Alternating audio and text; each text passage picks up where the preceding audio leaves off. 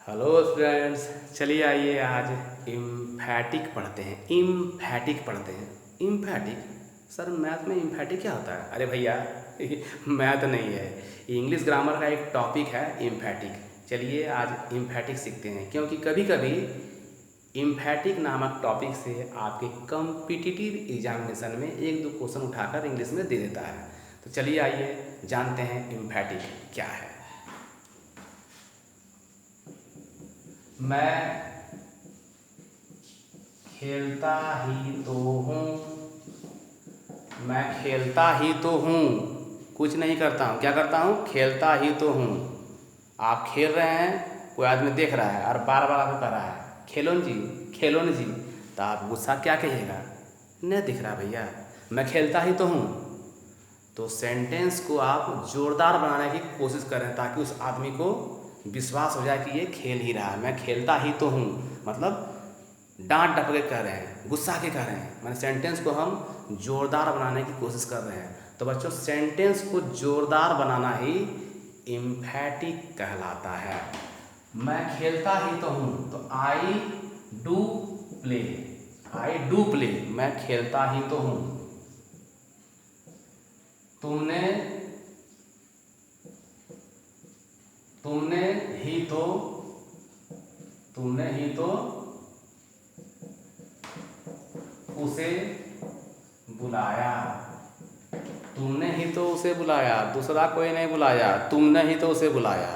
उस पर जोर देके कह रहा है तुमने ही तो उसे बुलाया, मतलब कोई ने बुलाया। कौन बुलाया? तुमने बुलाया। तो तुमने ही तो मतलब ये ही तो शब्द क्या है? सेंटेंस को जोरदार बना रहा है।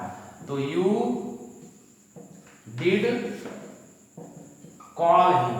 You did call him. Raju ने राजू बोलता ही तो है। बोलता ही तो है। राजू बोलता ही तो है। समझ रहे ना, सुनाने पड़ता है। राजू बोलता ही तो है। तो राजू के बोलने पर जोर पड़ रहा है। राजू के बोलने पर जोर पड़ रहा है। तो क्या होगा बच्चों? Raju does speak. Raju does speak. Raju बोलता ही तो है। तो एक चीज गौर कीजिएगा, आई सब्जेक्ट है, प्ले वर्ब है। तो सब्जेक्ट और वर्ब के बीच में क्या आया? डू आया। यू सब्जेक्ट है, कॉल वर्ब है, तो यू और कॉल के बीच में क्या आया? डिड आया। राजू सब्जेक्ट है और स्पीक वर्ब है, इसके बीच में क्या आया? डज आया।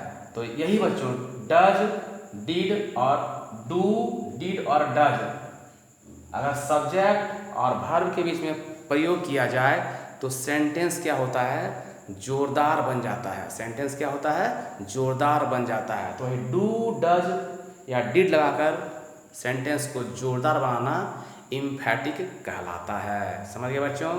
आप लोगों को मैंने कहा था वर्ब 1, वर्ब 2 और वर्ब 3 आप कम से कम 200-300 याद कर लीजिएगा। किस दिन कहा था? जिस दिन मैं क्वेश्चन टैग पढ़ा रहा था। शायद आप लोगों ने याद कर ही लिया होगा। तो चलिए आइए अब सीखते हैं इंग्लिश टू इंग्लिश कैसे हम इम्फैटिक करते हैं। मैं यहाँ रूल लिख दे रहा हूँ। रूल 1, नियम नंबर 1, अगर सेंटेंस में V1 रहे तो वहाँ लिखेंगे हम डू प्लस V1। सेंटेंस में अगर वर्ब 1 रहे तो क्या लिखेंगे बच्चों? Do plus V1। जैसे देखिए एग्जाम्पल एक दे रहे हैं। एग्जाम्पल, आई सी हर। आई सी हर, मैं उसे देखता हूँ। इस तरह क्वेश्चन दे देगा परीक्षा में, तो आप क्या कीजिएगा? आई V1 है ना, सी, तो आई डू सी हर, बस बन गया। खाली कुछ नहीं करना, वर्ब से पहले डू लगा दिए। V1 था, आगे क्या लगा दिए? डू लगा दिए। You go there. You go there, तुम वहां जाते हो, तो you do go there. You do go there मतलब सेंटेंस में अगर V1 रहेगा तो वर्ब से पहले क्या लगा देंगे? हम डू लगा देंगे। ये हो गया बच्चों कन्वर्ट। आई सी हर का इम्फैटिक हो गया, I do see her. You go there का इम्फैटिक हो गया, यू डू गो देयर। समझ गए बच्चों? चलिए और देखिए नियम नंबर 2, अगर सेंटेंस में V5 रहे, V5 2 नंबर नियम है, V5 रहेगा तो वहाँ करेंगे हम डज प्लस V1। V5 माने क्या होता है, जिस सेंटेंस में यदि वर्ब में एस या ईएस लग जाए, एस या ईएस लगेगा तो क्या बोलेंगे हम, V5 कहेंगे। जैसे कि एग्जाम्पल देखिए, she goes there, she goes there, क्या बनेगा इसके emphatic, she does go there. Does के बाद V1 होता है, इसीलिए गोज से ईएस हट गया, खाली क्या हो गया, गो हो गया, तो she does go there. Ram speaks Sanskrit, Ram speaks Sanskrit, क्या बनाएगा बच्चों, Ram does speak Sanskrit. Speaks sentence भर में यहाँ पर एस था, स्पीक्स में एस था, माने V5 था, तो डज का प्रयोग किए और क्या कर दिए, स्पीक कर दिए, क्योंकि डज के बाद V1 लगेगा। ध्यान रखना है कि डू, डज और डिड के बाद हमेशा क्या लगेगा, V1 लगेगा। ठीक है बच्चों, रूल 2 हो गया। रूल 3 देखिए, रूल नंबर 3, यदि वर्ब टू का प्रयोग है, यदि सेंटेंस में वर्ब टू रहे तो क्या करेंगे, वहां हम प्रयोग करेंगे बच्चों did plus V1, did plus V1। जैसे एग्जांपल देखिए, आई सॉ हर, मैंने उसे देखा, तो सॉ, सी सॉ सीन, सी सॉ सीन, सी सॉ सीन, सॉ V2 है, तो सॉ अगर V2 है तो V2 क्या होगा, डिड प्लस V1, तो बन जाएगा एम्फैटिक में I did see her, I did see her. Saw का V1 हो गया सी, डिड सी, वर्ब 1। ठीक है, Ram went there, Ram went there, क्या बनाएंगे बच्चों, राम डिड गो देयर।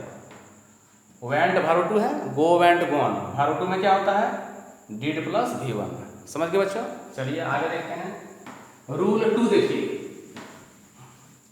अगर आपका सेंटेंस में हैज रहे, रूल नंबर 2, हैज जहां रहेगा वहां आपको लिखना है does plus have, does plus have. Example देखिए, एग्जांपल मान लीजिए आपका है एग्जांपल में she has a car, she has a car, उसे एक कार है, क्या बनाएंगे, she does have a car, क्या बनाएंगे, she does have a car. Has रहेगा तो does plus have, she does have a car.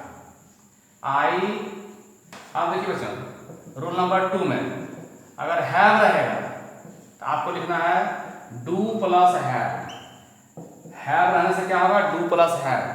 Example देखिए, एक एग्जांपल, आई हैव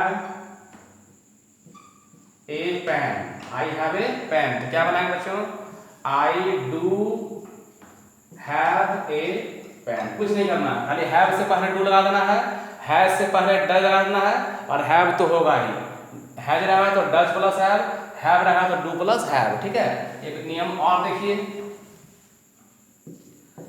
नियम नंबर 3, हैड रहेगा तो डीड प्लस हैव, हैड रहेगा तो क्या होगा, did plus have. I had a gun, I had a gun, I had a gun, तो क्या बनाएंगे बच्चों, I did have a gun. Had रहेगा तो डिड हैव लगाइएगा, हैड था तो क्या लगा दिए, डिड हैव। समझ गए बच्चों, इस प्रकार आपने सीखा एम्फैटिक कैसे बनाया जाता है। एक एग्जांपल और देखिए, please help me, please help me, तो प्लीज लिख देना है आपको, और वर्ब से पहले डू लगा देना है, please do help me, please do help me. Please के बाद डू लगाइएगा, बाकी सब उतार दीजिएगा। ठीक है बच्चों, और देखिए, कम इन, क्या है सेंटेंस में, कम इन, तो वर्ब से पहले डू लगा देना है, डू कम इन, जरूर आइएगा, डू कम इन, जरूर आइएगा। तो बच्चों इस प्रकार आप लोगों ने सीखा हाउ टू मेक एम्फैटिक। आप किसी ग्रामर बुक से आप इस टॉपिक को निकाल लीजिएगा और 50 शॉर्ट सेंटेंस बनाइए, आप खुद ब खुद सीख जाइएगा कि how to make emphatic. Till then goodbye, bye bye.